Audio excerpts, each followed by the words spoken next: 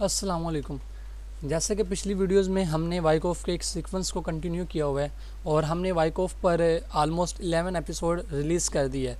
तो आज की इस वीडियो में हम वाइकॉफ के फेजेस की बात करने जा रहे हैं। ठीक है, जो हमारे वाइकॉफ में इंपॉर्टेंट फेजेस होते हैं, वाइकॉफ के फेजेस क्या हैं। ठीक है, और आज की इंशाल्लाह एक ही वीडियो में हम तमाम फेजेस को समझेंगे। अगर आप पहली मरतबा ये फेजेस वाली वीडियो देख रहे हैं तो पहले आपसे यही है कि आप पहले जाएं और पीछे से वाइकॉफ को समझ लें। ये जो हमने पीछे 11 एपिसोड छोटी छोटी एपिसोड में 25-30 मिनट की वीडियोस बना के रिलीज़ की हुए हैं, आप इन्हें समझ लें ताकि आपको अंडरस्टैंडिंग हो कि किस तरह एक्चुअल में वाइकॉफ की थ्योरी है और क्या है। तो अगर आपने ये पिछली एपिसोड्स देखी हुई हैं तो आपको आज के एपिसोड के बाद मज़ीद क्लियरेंस हो जाएगी। ठीक है, आप मज़ीद आसानी से मार्केट को समझना जान जाएंगे और आपको पता चल जाएगा कि जो हमारे लॉजिकल इवेंट्स हैं ये कितने ज़्यादा सिंपल हैं।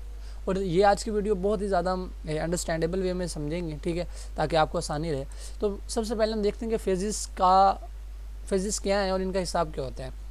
देखें, जो सिंपल वाइकॉफ मेथोडोलॉजी के अंदर आपको जो फेजेस होते हैं ना, फेजेस ये हमें हेल्प देते हैं अंडरस्टैंड करने में कि मार्केट में जो आपकी अकमुलेशन हो रही है या जो आपकी डिस्ट्रीब्यूशन हो रही है इसका क्या हिसाब है। ठीक है, किस लेवल तक पहुंच गई है, मार्केट का कॉन्टेक्स्ट क्या है, ताकि हम मार्केट में बेटर डिसीजन मेकिंग कर सकें। तो हमारे पास वाइकॉफ मेथोडोलॉजी के अंदर टोटल 5 फेजेस होते हैं। ठीक है,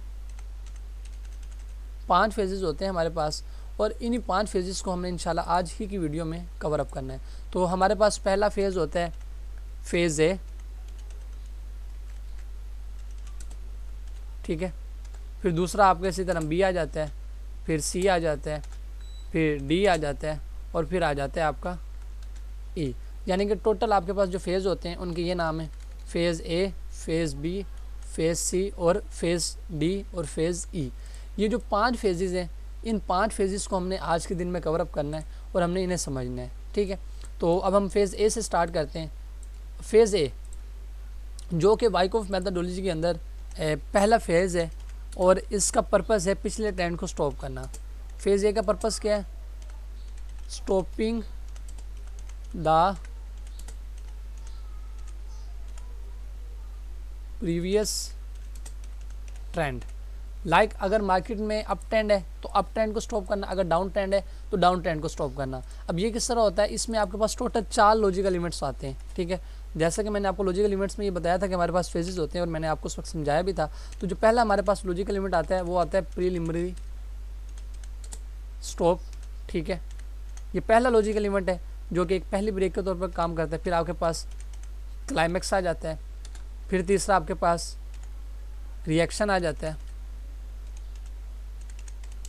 चौथा जो इवेंट होता है जो सबसे ज़्यादा इंपॉर्टेंट होता है वो आपके पास रिएक्शन के बाद वो स्कैंडी टेस्ट होता है। तो आपके पास ये 4 इवेंट होते हैं। ठीक है, जो कि हमें ये बताते हैं कि मार्केट पिछले ट्रेंड को स्टॉप कर चुकी है। ये 4 इवेंट जैसे टेक प्लेस होते हैं तो हमें ये पता चल जाता है कि मार्केट ने पिछले ट्रेंड को स्टॉप किया है। तो प्रीलिमिनरी स्टॉप इसको हम यहाँ देखते हैं कि मार्केट अगर डाउन आ रही है तो आपका पहले पीएस लगता है, फिर सेलिंग क्लाइमैक्स के बाद आपकी एआर बनता है, ऑटोमेटिक रैली। ठीक है, ऑटोमेटिक रैली के बाद मार्केट क्या करती है, इसके ऊपर लोअर लाइन का टेस्ट करती है। तो ये जो इतना लेवल होता है ना, जहाँ तक आपका ये एआर लग जाता है, ये चीज़ें हो जाती हैं, ये एआर के ऊपर हम ऐसे लाइन ड्रा करते हैं। अब इसमें आपका क्या पर्पज़ होता है, इसका पर्पज़ होता है स्टॉपिंग द प्रीवियस ट्रेंड। ठीक है, कि मार्केट ने जो पिछला ट्रेंड है उसे क्या कर दिया, स्टॉप कर दिया है। यहाँ मैं लिख देता हूँ, ये आपका सेलिंग क्लाइमैक्स होता है। ठीक है, ये क्लाइमैक्स होता है, ये आपका क्या होता है, ये एआर का लेवल होता है, ऑटोमेटिक रैली। फिर इसके टेस्ट वगैरह होते हैं। तो इसका सिर्फ एक ही पर्पज़ होता है, स्टॉपिंग द प्रीवियस ट्रेंड। अब इसके बाद अगर आप डिस्ट्रीब्यूशन में देख लें तो आपका पीएस लगेगा, ये पीएस लग गया बिलफर्ज। इसके बाद आपका बाइंग क्लाइमैक्स आएगा, बाइंग क्लाइमैक्स के बाद जो डाउनवर्ड की जो पहली ये वेव होगी ये आपकी एआर कहलाएगी और इसके बाद जो इसका टेस्ट वगैरह होंगे इस वे में। तो इस तरह ये जो आपका ये इतना सीक्वेंस ना, जहाँ तक आपके 4 लॉजिकल इवेंट होते हैं, इसे हम फेज़ ए में कंसिडर करते हैं। यानी कि मार्केट में क्या हुआ है, मार्केट में पिछला ट्रेंड स्टॉप हो गया है। अब मार्केट किस में तब्दील होगी, मार्केट का चेंज ऑफ फैक्टर हो गया, फेज़ ए कंप्लीट हो गया, मार्केट अब प्रीलिमिनरी स्टॉप हो गया, क्लाइमैक्स लग गया, रिएक्शन, स्कैंडी टेस्ट। ये 4 इवेंट्स हमें ये बताते हैं कि मार्केट में पिछला ट्रेंड स्टॉप हो गया, अब मार्केट किस में चली गई है, रेंजिंग में चली गई है। अब इसके बाद आपका फेज़ बी स्टार्ट हो जाता है। जैसे ही आपका फेज़ ए होता है तो आपका फेज़ बी स्टार्ट होता है। फेज़ बी का क्या पर्पज़ होता है, बिल्ड द कॉज।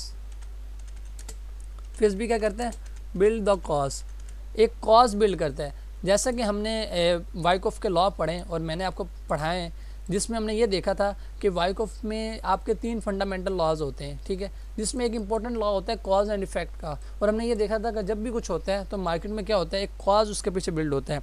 तो जैसे ही हमारा फेज़ ए हो जाता है तो फेज़ बी में क्या होता है कि मार्केट एक कॉज बिल्ड करती है, जिससे मार्केट में जो नेक्स्ट कॉज के बाद क्या आता है, इफेक्ट आता है, ठीक है। मार्केट एक रेंजिंग में चले जाती है, ठीक है, ताकि मार्केट में कॉज बिल्ड हो, ऑर्डर लगते हैं, मार्केट एक बैलेंस में चले जाती है। अब ये फेज़ होते हैं ना, इसका मेन पर्पज़ पता क्या होता है, इसका जो मेन पर्पज़ होता है ना, मेन पर्पज़ इसका ये होता है कि मार्केट को बैलेंस में लेके आते हैं, ठीक है, इक्विलिब्रियम स्टेट में, जहाँ में मार्केट में बायर एंड सेलर दोनों इक्वल्स होते हैं। और जब मार्केट एक बैलेंस स्टेट में चले जाए तो मार्केट किस में चली जाती है, मार्केट जब बैलेंस स्टेट में होती है तो इसका क्या मतलब है कि मार्केट किस में चलेगी, रेंजिंग में चलेगी, एक रेंज में चले जाती है। और जो फेज़ बी होता है वो यही एग्जैक्टली यही होता है कि मार्केट क्या होती है, रेंजिंग में होती है। और यहाँ पे मार्केट क्या करती है, कॉज बिल्ड करती है, यानी कि यहाँ पे मार्केट रेंजिंग करती है, सही है, और यहाँ पे स्मार्ट मनी के ऑर्डर लगते हैं, ठीक है, यहाँ पे ऑर्डर्स लगते हैं स्मार्ट मनी के। और एक और चीज़ जो कि आपने यहाँ देखनी है वो ये है कि आपकी जितनी ज़्यादा रेंजिंग होगी, ठीक है, उतना ज़्यादा इसका इफेक्ट आएगा। जैसे कि हमने law of cause and effect में हमने ये देखा था कि जितना ज़्यादा आपका कॉज होगा उतना बड़ा इफेक्ट आएगा। तो जितनी रेंजिंग होगी उसके हिसाब से आपका क्या आएगा, उसका इफेक्ट आएगा। रेंजिंग अगर ज़्यादा अरसे चलेगी, ठीक है, तो ज़्यादा लंबे टाइम तक उसका इफेक्ट रहेगा। रेंजिंग से आप ला लें कि मार्केट जितनी देर आपकी कंसोलिडेशन में लेगी, ठीक है, तो उतना ज़्यादा इसका फिर ट्रेंड भी आएगा, अप ट्रेंड या डाउन ट्रेंड में रहेगी। तो ये सिंपली आपने ये बात हमेशा याद रखनी है। तो फेज़ बी में क्या होता है, इसमें मार्केट में टेस्ट लगते हैं, ठीक है। इसमें जो इंपॉर्टेंट इवेंट होते हैं इसमें 3 चीज़ें होती हैं, ठीक है। एक तो आपका स्कैंडी टेस्ट वगैरह होते रहते हैं, जो कि मैंने आपको बताया कि फेज़ बी में भी होते हैं, ठीक है। और इसके बाद आपका अपथ्रस्ट एक्शन, ठीक है, और साइन ऑफ वीकनेस वगैरह आपको यहाँ मिलती रहती है। अपथ्रस्ट एक्शन ये मैं आपको ना सब पढ़ लें, फिर हम इसको एक सारा एक ग्राफ में इसको हम समझेंगे। और उसके बाद आपका आ जाता है साइन ऑफ वीकनेस वगैरह, आपको माइनर साइन ऑफ वीकनेस, ये चीज़ें आपको मिलती रहती हैं। तो फेज़ बी का मेन पर्पज़ यही होता है कि ये कॉज बिल्ड करता है कि मार्केट में ऑर्डर्स लगते हैं और मार्केट एक रेंजिंग में कन्वर्ट हो जाती है। फेज़ ए क्या करते हैं, मार्केट का ट्रेंड स्टॉप करता है। फेज़ बी क्या करते हैं, मार्केट को एक रेंज में बिल्ड करता है, सही है। फिर इसके बाद आपका फेज़ सी आ जाता है। फेज़ सी कौन सा होता है, फेज़ सी में होता है स्ट्रक्चर का टेस्ट। फेज़ सी क्या होता है, टेस्ट होता है। जैसे आप देखते हैं कि मार्केट में एक जोन बिल्ड हो जाता है, जैसा कि हमने ये पढ़ा है, मैं आपको यहाँ ड्रॉ करके दिखाता हूँ। ये आपके पास एक जोन है कि यहाँ आपके पास पीएस लगा, सेलिंग क्लाइमेक्स आया, एआर लगा। एआर लगने के बाद मार्केट क्या करती है, इसके टेस्ट वगैरह करेगी, ठीक है। फेज़ बी स्टार्ट हो गया, यहाँ पे आपको अपथ्रस्ट एक्शन मिल गया, माइनर साइन ऑफ वीकनेस वगैरह मिल जाएंगे। अब आपके पास ना एक स्ट्रक्चर बिल्ड हो जाएगा। अब यहाँ देखेंगे कि हमने एआर के ऊपर क्या लगानी होती हैं, ऐसे ट्रिगर लाइंस, जैसे कि हमने पढ़ा था। अब एआर के ऊपर नीचे हमने रेंजिंग डिफाइन करने के लिए हमें ये ट्रिगर लाइन मिल गई। अब यहाँ पे आप देखेंगे आपके साइन ऑफ वीकनेस ये चीज़ें लगती रही, या आपका अपथ्रस्ट एक्शन लग गया। अब क्या होगा कि मार्केट ये जो स्ट्रक्चर है ना, तो यहाँ पे एक लिक्विडिटी पूल हो जाएगा, ठीक है, यहाँ पे एक लिक्विडिटी जमा हो जाएगी। अब मार्केट क्या करेगी, इस स्ट्रक्चर का टेस्ट करेगी। और वो टेस्ट कैसे होगा कि मार्केट इसकी लिक्विडिटी स्वीप करेगी, स्वीप करने के बाद ऐसे अप जाएगी। तो ये आपका फेज़ सी आ जाएगा। फेज़ सी जिसमें मार्केट क्या करती है, स्ट्रक्चर का टेस्ट करती है। और इसमें आपका कौन सा लॉजिकल इवेंट आता है, इसमें आपका आता है स्प्रिंग, जो कि हमने पढ़ा था, ठीक है। और in the case of distribution भी एग्जैक्टली ऐसा ही होगा। यहाँ आप देख लें कि लाइक आपका ये पीएस लगा, बाइंग क्लाइमेक्स आया, एआर लगा, मार्केट यहाँ ऐसे घूमती रही।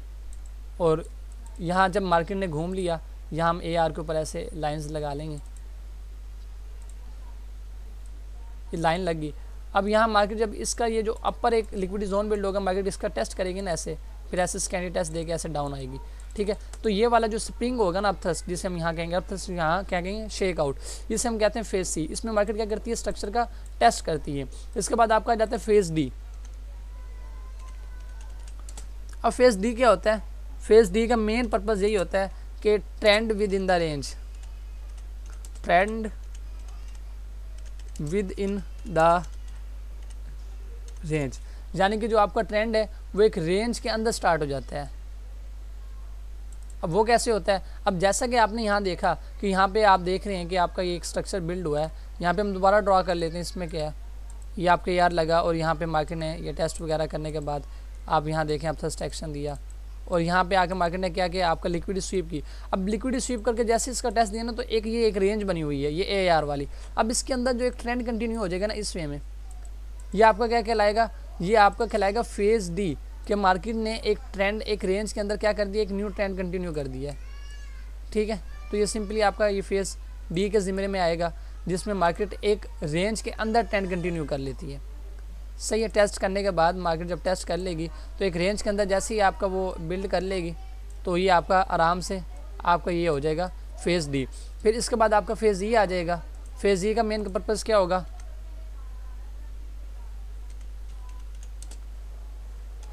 फेज़ ई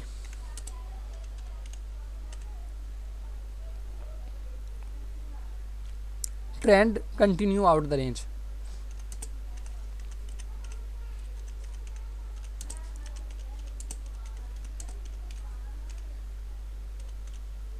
यानी कि मार्केट फेज़ डी में क्या करेगी, फेज़ डी में कि एक रेंज के बाहर एक ट्रेंड कंटिन्यू कर लेगी। अब इसमें क्या होगा कि जैसे ही मार्केट ने जैसे कि एक रेंज बिल्ड की थी, तो रेंज के बाद मार्केट ने जो ई किया ना, ये वाला, ये जो बाहर वाला जो कंफर्म मार्केट एक चले जाएगी, तो ये आपका फेज़ ई के ज़मरे में आ जाएगा। तो अब हमने ये 5 फेजेस पढ़े हैं। अब हम ना एक स्ट्रक्चर मैप करते हैं, ठीक है, और फिर हम इसको यहाँ पर समझते हैं इस जगह पर। सही है, तो लेट्स सी यहाँ पर समझ लेते हैं। इसे ज़रा ऊपर करते हैं, ठीक है। अब यहाँ पे हम लिख देते हैं फेजेस, और मैं एक स्ट्रक्चर ड्रा करता हूँ और उसको हम प्रॉपरली ना लिखेंगे कि हमारे फेजेस किस तरह काम करते हैं।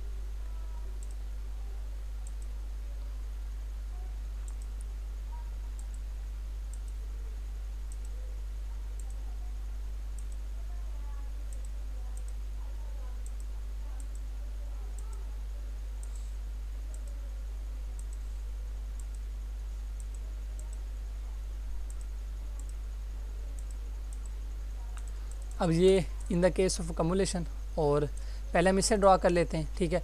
अब यहाँ पे आप देखें कि ये आपके पास क्या लगा, ये आपके पास लगा प्रीलिमिनरी स्पॉट, PS लग गया, ठीक है। PS के बाद आपके पास क्या लगेगा, आपके पास लगेगा सेलिंग क्लाइमैक्स। सेलिंग क्लाइमैक्स के बाद जो नेक्स्ट अपवर्ड मूवमेंट होगी उसे हम कहेंगे AR ये वाली है, ठीक है। इसके ऊपर हम AR लिख देते हैं। ये हमारा क्या होगा, ये हमारा होगा AR।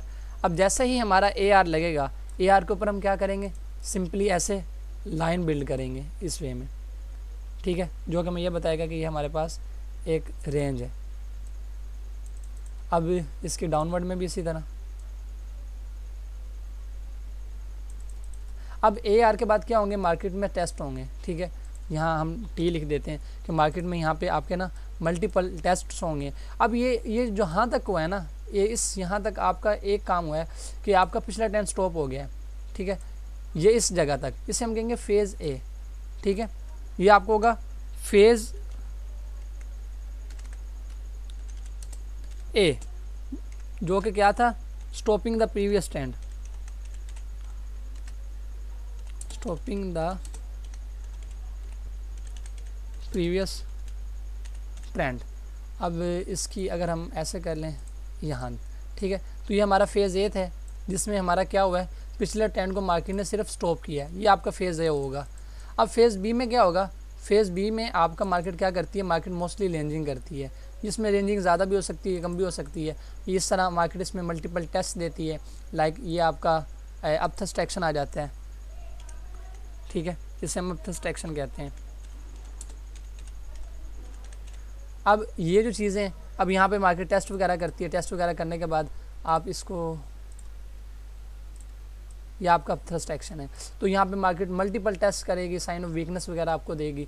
तो यहाँ पे ये जो रेंजिंग होगी ना, ये जो रेंजिंग तक का पॉइंट होगा, ठीक है, ये आपका क्या होगा, फेज़ B। अब फेज़ B में क्या होता है, बिल्डिंग का कॉज। फेज़ B क्या करते हैं, फेज़ B में एक कॉज बिल्ड की जाती है, ठीक है। तो यहाँ पे आपका क्या हुआ है, यहाँ पे आप देखें तो आपकी एक कॉज बिल्ड हुई है, सही है। यानी कि मार्केट यहाँ पे क्या करेगी, रेंजिंग करेगी। इसके बाद आ जाता है आपका फेज़ C। फेज़ C में क्या होता है, फेज़ C में मार्केट अपने स्ट्रक्चर का टेस्ट करती है, लाइक इस वे में। ये आपका फेज़ C है। अब यहाँ पे मार्केट ने क्या किया, स्ट्रक्चर का टेस्ट किया है और पिछली लिक्विडिटी स्वीप की है। अब ये जो टेस्ट है, जो स्प्रिंग इवेंट होता है, यहाँ आपका ये स्प्रिंग इवेंट आ जाता है। ये जो आपका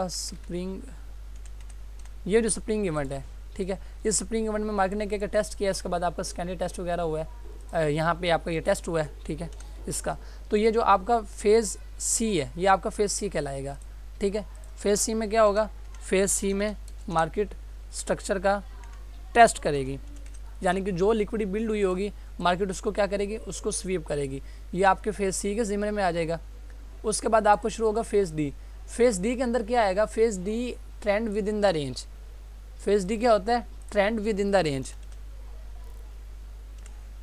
trend within the range, ठीक है। यानी कि फेज़ डी में आपका जो ट्रेंड है वो इन द रेंज स्टार्ट हो जाएगा। जैसे ही मार्केट में टेस्ट होगा तो आपका ट्रेंड स्टार्ट हो जाएगा। ये आपका फेज़ डी हो गया।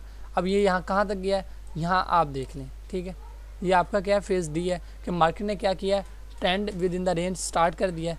तो इस वे में ये आपका कह लें, ये आपका इस जगह पे ये ले, ये आपका कहलाएगा फेज़ डी, जिसमें मार्केट ने trend within the range start कर दिया है। इसमें मार्केट क्या करेगी, new higher high higher low बनाना इसे स्टार्ट कर देगी। अभी हम ये अकोमुलेशन को पढ़ लें, ठीक है।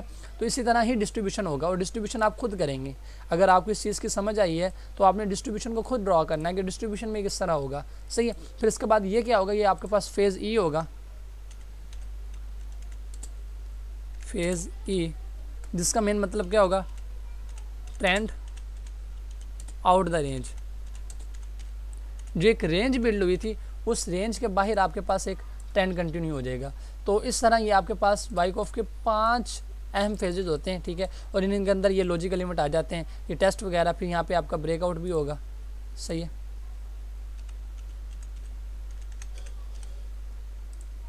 ये आपका ब्रेकआउट होगा, ये जो ग्रीक का लेवल होगा, ठीक है, ये जो मैंने आपको बताया है, ये जो लेवल होता है इसे ग्रीक कहते हैं, ठीक है। हम इसे कहेंगे जंप अक्रॉस द ग्रीक, ठीक है। और ये जंप अक्रॉस द ग्रीक आ जाएगा जब